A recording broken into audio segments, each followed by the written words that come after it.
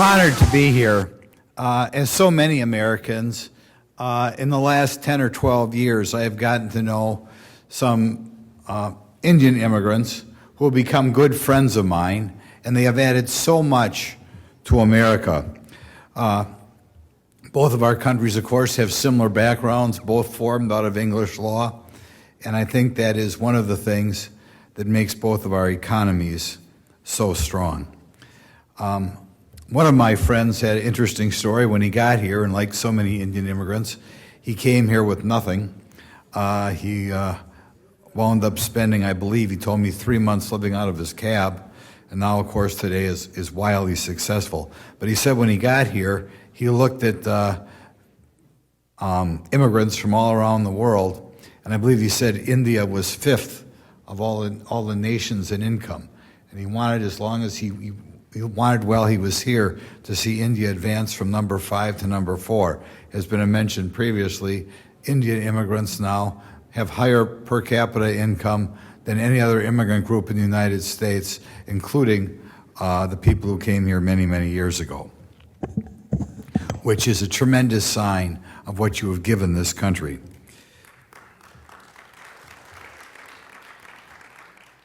However, I'm going to ask for your help.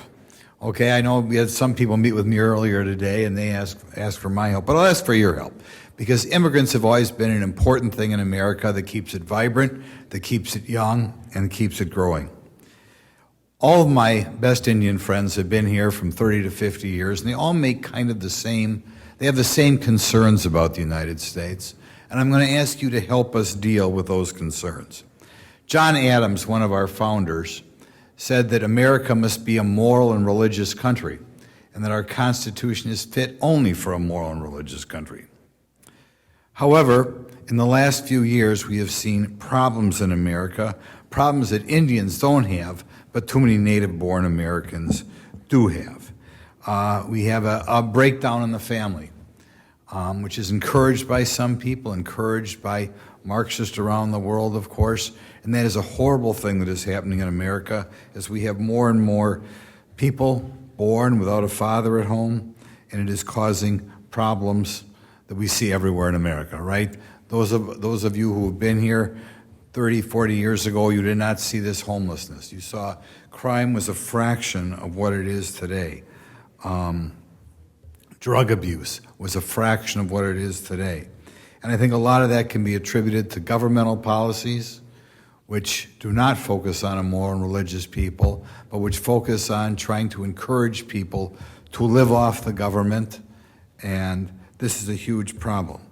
The drug abuse is mentioned, a huge problem, and we have politicians who, don't want to put anybody in prison, don't really seem to have, as a matter of fact, in some cases, want to legalize drugs. And we ask you for help in restoring that moral base that made America great at one time. And we encourage you to help us. Another thing with regard to our education system, and that's been brought up, our great universities who should be training the best people, who do the best on the test scores, to be our doctors, to be our engineers, are getting rid of those test scores or going towards affirmative action in which they are no longer promoting the best. And we want to make America one more time be a country in which we promote the best. So we do have the best medical care. So we do have the best engineers.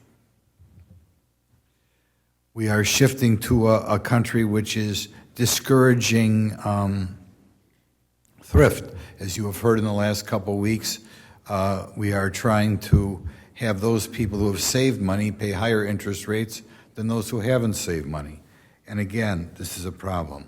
So I ask for my Indian friends, and I love to talk about my Indian friends when people try to run down America. I talk about my Indian friends because I say, look at, these people come here. Many of my Indian friends did not know English even when they came here. They are wildly successful and show what a wonderful, great country America is.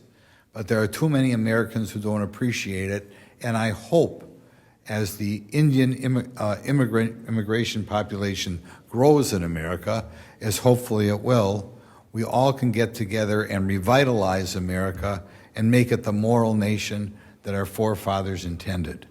So I am honored to be here with you. I know you have, as my friends, all of you, already added so much to America, both by example and by making America a materially greater country. So thank you for having me, and I look forward to getting to know you all better in the near future.